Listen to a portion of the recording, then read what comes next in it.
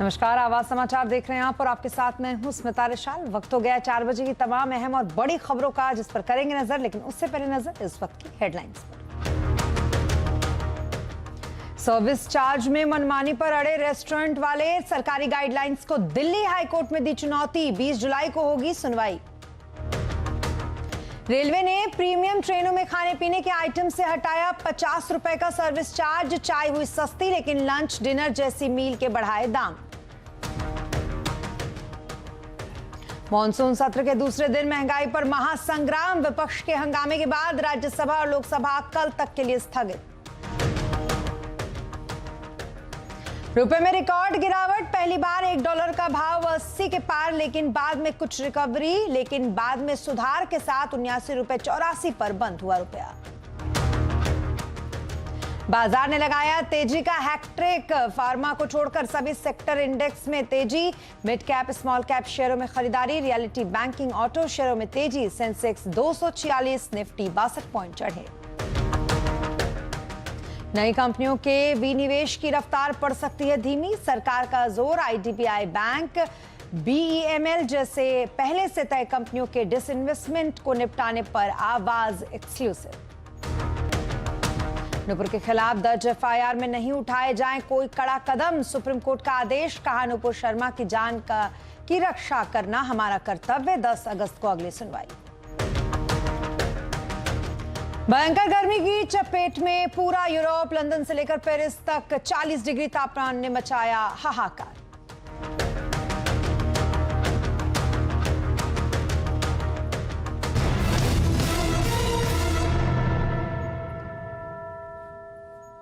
जी हां, service charge का खेल, क्योंकि आए दिन जिस सर्विस चार्ज पर रोज हल्ला हंगामा हो रहा है, उससे जुड़ी 2 बड़ी खबर आज आपके लिए है। पहली ये कि रेस्टोरेंट से जुड़ी, जहां पर सर्विस चार्ज को लेकर रेस्टोरेंट एसोसिएशन कोर्ट पहुंच गई है, तो वहीं दूसरी प्रीमियम ट्रेनों में सर्विस चार्ज से जुड़ी है, जहां पर रेलवे ने सर्विस चार्ज तो हटा लिया, लेकिन उसके खाने की कीमत में उसे जोड़ दिया है। और इस दोनों ही खबरों पर विस्तार से करेंगे बात। हमारे साथ हमारे संवाददाता असीम मनचंदा और साथ ही रोहन सिंह। सबसे पहले चलते हुए असीम मनचंदा के पास बात करते हैं रेस्टोरेंट सर्विस के बारे में, क्योंकि रेस्टोरेंट की जो सर्विस चार्ज है, इसमें जहां भारत भर में, यानी कि रेस्टोरेंट की जितनी भी संस्थाएं हैं, एनआरएआई ने सर्विस चार्ज पर नई गाइडलाइंस को दिल्ली हाईकोर्ट में चुनौती दी है। इसी महीने कंज्यूमर प्रोटेक्शन अथॉरिटी ने कहा था कि सर्विस चार्ज की वसूली जो है वो की जाएगी। इस वसूली अफेयर ट्रेंड प्रैक्टिस में है। फिलहाल असीम के पास चलते हैं, क्योंकि उनके पास इसको लेकर अपडेट है। असीम, क्या कुछ अपडेट है रेस्टोरेंट एसोसिएशन का कोर्ट में पहुंचना, और उसके बाद आगे क्या? देखिए, हाल में ही सीसीपीआई ने गाइडलाइन जारी करके सर्विस चार्ज वसूलने पर रोक लगा दी है। सीसीपीआई ने अपनी गाइडलाइंस में कहा है कि जो सर्विस चार्ज है उसको ऑटोमेटिकली बिल में नहीं जोड़ा जा सकता, ना ही डिफॉल्ट के तौर पर ये ग्राहक से वसूला जा सकता है। लेकिन इस गाइडलाइंस को जो नेशनल रेस्टोरेंट एसोसिएशन है उसने दिल्ली हाईकोर्ट के अंदर चुनौती जो है वो दी है। जो रेस्टोरेंट एसोसिएशन है उसकी दलील है कि ये गाइडलाइंस जो है कानूनी तौर पर सही नहीं है। खासतौर पर कि जो सर्विस चार्ज है वो ग्राहक और मैनेजमेंट के बीच में कॉन्ट्रैक्ट का मुद्दा है। ग्राहक को इसकी जानकारी जब पहले से दी जाती है, मेन्यू में इसके बारे में जो है बताया जाता है, और उसके बाद ग्राहक से ये सर्विस चार्ज जो है वसूला जाता है। और दूसरे देशों में भी सर्विस चार्ज वसूलने की बता जो है वो चल रही है। 8% से लेकर के 12.5% तक दूसरे देशों में सर्विस चार्ज जो है वसूला जाता है। इसमें जो है गाइडलाइंस जो है कानून के हिसाब से बिल्कुल भी सही नहीं है, और दिल्ली हाईकोर्ट को इसको विचार जो करना चाहिए। अब दिल्ली हाईकोर्ट जो पूरे मामले की सुनवाई जो है 21 जुलाई को करेगा। उसके बाद तय होगा कि जो रेस्टोरेंट एसोसिएशन है वो सर्विस चार्ज वसूल सकते हैं या नहीं वसूल सकते हैं।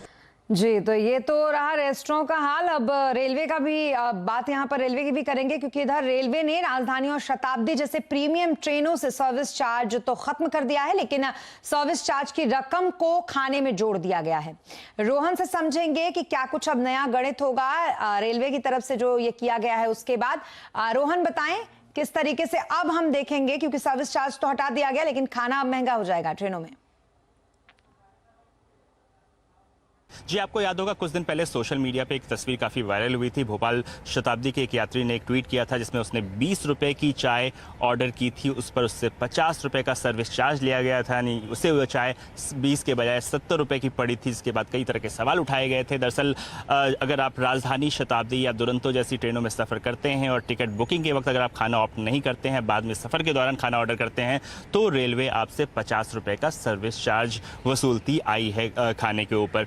अब रेलवे ने एक नया क्लैरिफिकेशन दिया है इस बीच, चूंकि जो सीसीपीए था उसने भी तमाम अलग अलग रेस्टोरेंट को कहा था कि वो किसी तरह का सर्विस चार्ज ना लें फूड सर्विसेज को लेकर। अब रेलवे ने अपनी एक नई लिस्ट जारी की है जिसमें उन्होंने सर्विस चार्ज को हटा दिया है, लेकिन जो मील है, ब्रेकफास्ट, लंच या डिनर है, उसकी कीमत बढ़ा दी है। यानी कि अगर आप सिर्फ चाय ऑर्डर करते हैं तो उस पर आपको किसी तरह का सर्विस चार्ज नहीं देना पड़ेगा। चाय की कीमत उतनी ही रखी गई है, 20 रुपए ही रखी गई है, लेकिन जो बाकी का मील है वो 50-50 रुपए बढ़ा दिया गया है। यानी कि आपसे अगर 190 रुपए का एक मील है और उसमें पहले आपको 50 रुपए सर्विस चार्ज देना पड़ता था, यानी कुल मिला के आपको 240 रुपए देने पड़ते थे, अभी भी आपको 240 रुपए ही देने पड़ेंगे, लेकिन सर्विस चार्ज के रूप में नहीं, बल्कि जो मील की कीमत है उसे ही बढ़ा दिया गया है। और इसी तरह से जो तमाम अलग अलग कैटेगरीज के खाने हैं, सब में 50-50 रुपए आपको जोड़ के देने पड़ेंगे। यानी कि सर्विस चार्ज भले ही ना देना पड़े, लेकिन आपको खाना पीना आपको पहले के मुकाबले सस्ता या महंगा नहीं पड़ेगा, उतना ही पड़ेगा। सिर्फ चाय आपको पहले के मुकाबले थोड़ी सस्ती पड़ने जा रही है।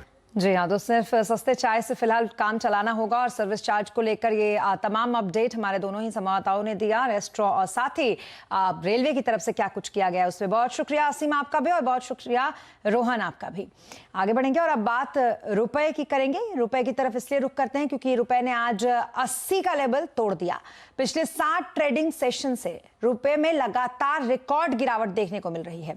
आज खुलने के साथ ही $1 का भाव 80 रुपए 5 पैसे के पार निकल गया और इंट्राडे में 80 रुपए 7 पैसे का नया रिकॉर्ड लो बनाया। हालांकि बाद में आरबीआई के कदम के बाद रुपए ने हल्की रिकवरी दिखाई और रुपया मामूली सुधार के साथ 79 रुपए 84 पैसे पर बंद हुआ।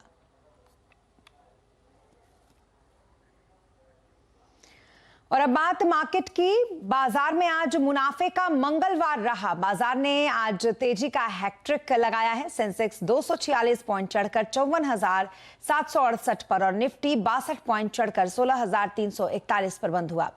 मिड कैप, स्मॉल कैप शेयरों में खरीदारी रही। फार्मा को छोड़कर सभी सेक्टर इंडेक्स में तेजी रही। सबसे ज्यादा तेजी रियलिटी, बैंकिंग, ऑटो शेयरों में देखने को मिली, तो वहीं मेटल शेयरों में भी अच्छी खासी रिकवरी आज देखने को मिली और अच्छी खासी खरीदारी हुई। ज़ीरोधा और ट्रू बायोकॉन के को फाउंडर निखिल कामत का मानना है कि बेहतर निवेश के लिए शेयर बाजार बैंकों से बेहतर है। हालांकि पिछले 2 दशकों से बाजार 11 से 12% रिटर्न दे रहा है। अगर आप इंडिया में बैंक एफडी में पैसे लगाएं तो आपको मिल रहे हैं 6, 6.5, 7% depending on what category you fall in, and you pay a much higher level of tax than you do in equity investments. अगर आप स्टॉक मार्केट में आके 11-12%, like the Nifty has returned on average about 11% a year in the last 10-20 years. अगर आप 11-12% कमा सकें, you pay only 10% long-term capital gain tax, you are beating inflation even today. So it's a incredible opportunity that people should take advantage of. But अगर आप इस intention से market में आए कि मैं 6 महीने में अपना कैपिटल डबल करूंगा या I will make 50% every year, I think then the problem begins, because mathematically, logically, for anyone to do that consistently is next to impossible. So जब लोगों के expectations become more reasonable, I think they will invest in a wiser manner. तो वहीं go India स्टॉक्स.com के founder Rakesh Arora का कहना है कि इस साल बाजार रेंज बाउंस रह सकता है, लेकिन घरेलू इकोनॉमी से जुड़े सेक्टर में आप पैसा बना सकते हैं। उन्होंने बैंक, ऑटो, एफएमसीजी में निवेश करने की सलाह दी। डोमेस्टिक फोकस्ड जो सेक्टर्स हैं वहीं पे ही हमें फोकस करना है। तो इसमें बैंक्स हो गए, ऑटोज हो गए, यूटिलिटीज हो गए, तो यही सेक्टर्स हैं जो अभी भी ठीक परफॉर्म कर रहे हैं। और जो ग्लोबल सेक्टर्स हैं जैसे कि आईटी हो गया या मेटल हो गया, इनसे थोड़ा दूर रहना है। तो आई थिंक ये स्ट्रेटेजी में भी कोई बदलाव की जरूरत नहीं है। हाँ, डोमेस्टिक सेक्टर्स में एफएमसीजी में कहना भूल गया, क्योंकि जिस तरह से कॉस्ट रिडक्शन आ रहा है कमोडिटीज का, एफएमसीजी कंपनीज के पास एक लेवर मिल जाता है अपनी वॉल्यूम को पुश करने का, या मार्जिन एक्सपांशन तो उनको हो ही जाता है। तो डोमेस्टिक फोकस सेक्टर्स जो कि कमोडिटी के कंज्यूमर्स हैं, वहीं पे हमें बने रहना है। और कल वित्त मंत्री ने लोकसभा में क्रिप्टो करेंसी पर बयान दिया है, लेकिन इससे क्रिप्टो में पैसे लगा चुके लोगों का क्या कोई मदद मिलेगी? अधर में लटके क्रिप्टो निवेशकों को कब तक सफाई मिलेगी? क्रिप्टो करेंसी का आखिरकार क्या होगा, जानने के लिए देखिए आज कंज्यूमर अड्डा शाम 5:57 पे।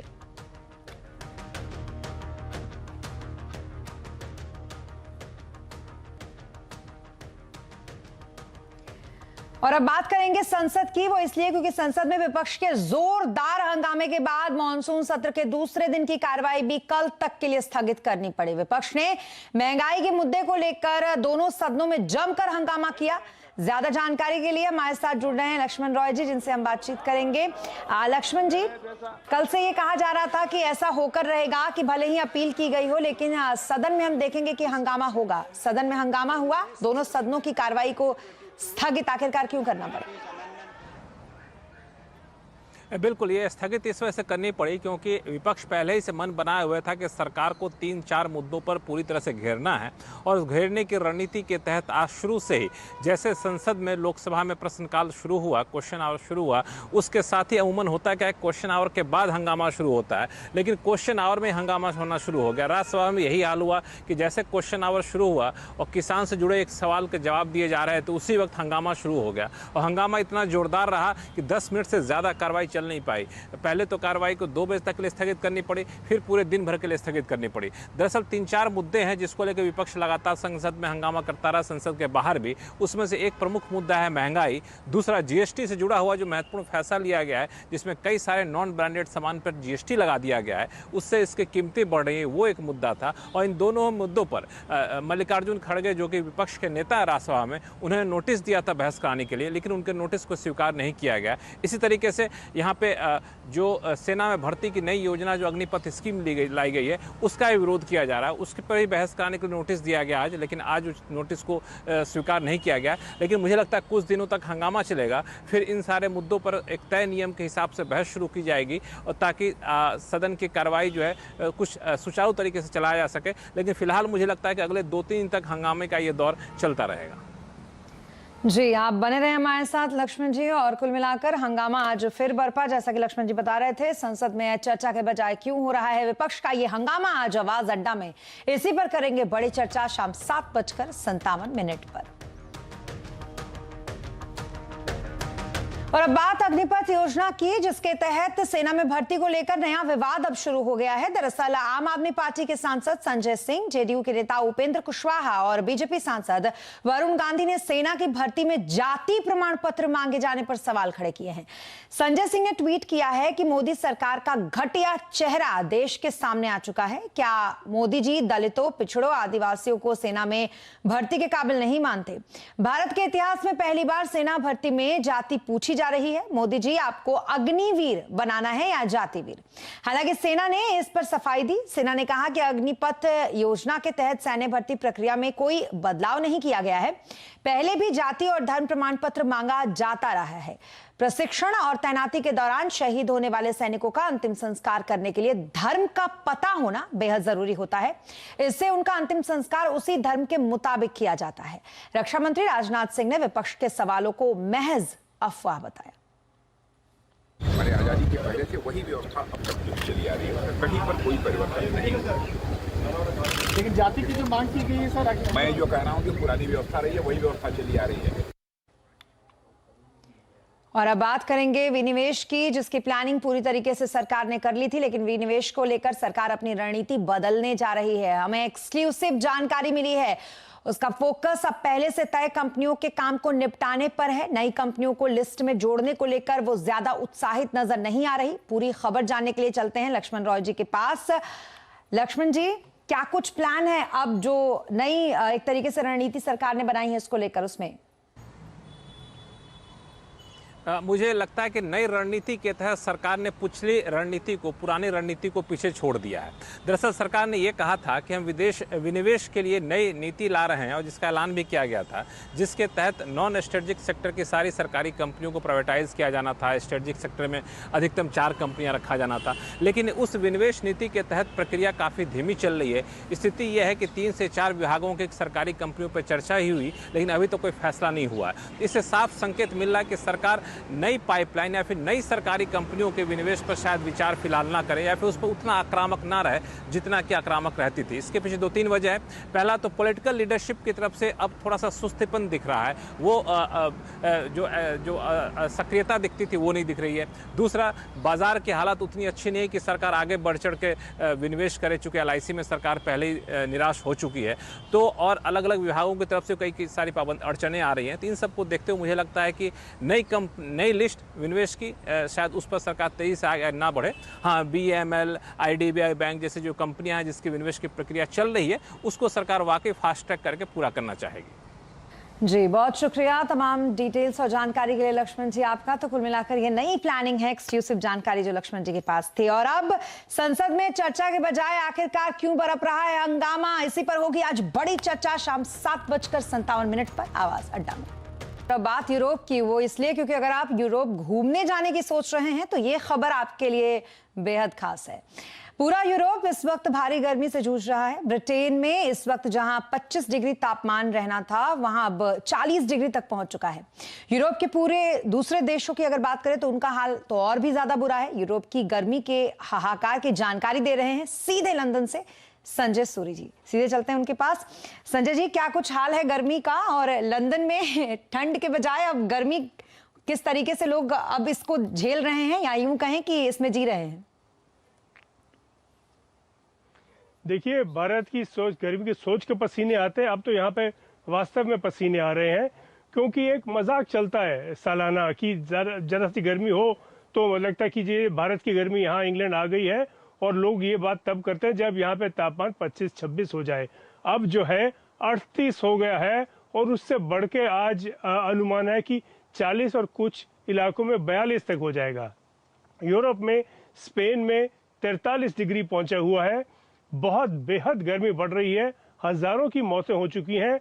यूरोप के कई भागों में आगे लगी हुई हैं गर्मी के कारण, जो कि काबू नहीं आ रही, और ये बहुत भारी चिंता है कि ये 1-2 दिन के मौसम की बात नहीं है, ये क्लाइमेट चेंज का नतीजा है, और बहुत गंभीर भय है कि अगर इस तरह चलता रहा तो आगे बहुत ये हालत चिंताजनक बन सकती है। जी, हालांकि आदत नहीं है वहां के लोगों को इतनी गर्मी झेलने की, और जैसा कि आपने कहा कि हिंदुस्तान की याद आने लगती है। ऐसे में प्रशासन की तरफ से भी कुछ तैयारियां की गई होंगी, क्योंकि अक्सर हम देखते हैं जब ऐसी गर्मी बढ़ती है तो वहां पर प्रशासन जगह जगह फाउंटेन्स वगैरह लगा देता है ताकि लोग उससे थोड़ी राहत ले सके। फाउंटेन तो यहाँ नहीं लगे, इतना पैसा नहीं है सरकार के पास। अब बड़े मतलब वो डेट में डूबी पड़ी है, लेकिन लोगों को बताया जा रहा है कि पानी लेके चलें, छाया में रहें, धूप में ज़्यादा ना घूमें, और साथ में कोशिश करें कि अपने घर को किसी तरह जरा ठंडा रख पाएं। और जो काम मुश्किल है, क्योंकि यहाँ के घर जो हैं ये सर्दी को रोकने के लिए बने हुए हैं, ना कि गर्मी को रोकने के लिए। अक्सर तो घरों में पंखे भी नहीं होते, तो पंखा ना हो और चारों तरफ से बंद घर हो और तापमान 40-42 हो जाए तो बहुत कठिनाई हो रही है लोगों को, बहुत कठिनाई झेल रहे हैं लोग। जी, बहुत शुक्रिया तमाम डिटेल्स और जानकारी के लिए संजय जी आपका। तो कुल मिलाकर हाहाकार किस तरीके से मचा हुआ है फिलहाल यूरोप में, इसकी जानकारी संजय जी देते हुए। और अब आगे बढ़ेंगे और बात शिवसेना की करेंगे, क्योंकि शिवसेना पर कब्जे के लिए उद्धव ठाकरे और एकनाथ शिंदे की जंग अब दिल्ली पहुंच गई है। खबरों के मुताबिक शिवसेना के 18 में से 12 सांसद एकनाथ शिंदे कैंप में शामिल होने वाले हैं।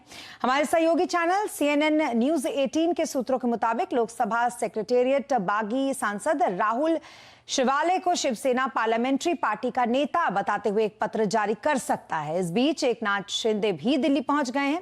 वो सांसदों के साथ बैठक करेंगे और बीजेपी के शीर्ष नेतृत्व से भी मिलेंगे। शिवसेना के 12 बागी विधायकों को केंद्र और महाराष्ट्र सरकार की तरफ से वाई लेवल की सिक्योरिटी दी जा चुकी है। इधर उद्धव ठाकरे के विश्वस्त संजय राउत ने एकनाथ शिंदे का मजाक उड़ाते हुए कहा कि वो शिवसेना के नहीं बीजेपी के मुख्यमंत्री हैं।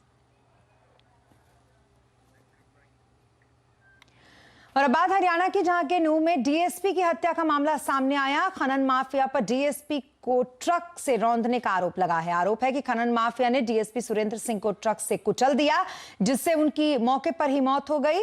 ताड़ू मेवात के डीएसपी सुरेंद्र सिंह नूह में अवैध खनन की घटना की जांच के लिए गए थे। फिलहाल पुलिस आरोपियों की गिरफ्तारी के लिए सर्च ऑपरेशन चला रही है। डीएसपी सुरेंद्र सिंह इसी साल रिटायर होने वाले थे। घटना को अंजाम देने के बाद आरोपी मौके से फरार हो गए। नूह पुलिस ने कहा है कि घटना के बाद सर्च ऑपरेशन चल रहा है और आरोपियों को जल्द ही पकड़ लिया जाएगा। हरियाणा के गृह मंत्री अनिल विज ने भी जांच के आदेश दिए।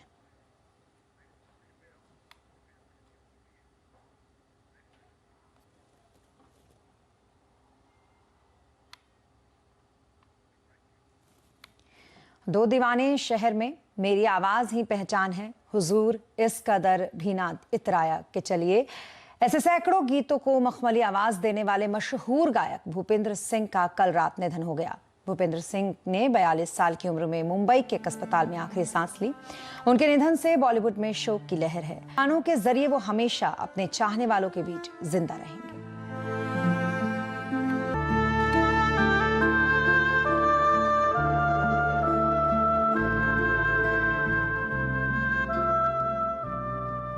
और इसी के साथ इस बुलेटिन में फिलहाल इतना ही। आप बने रहें CNBC आवाज के साथ। नमस्कार।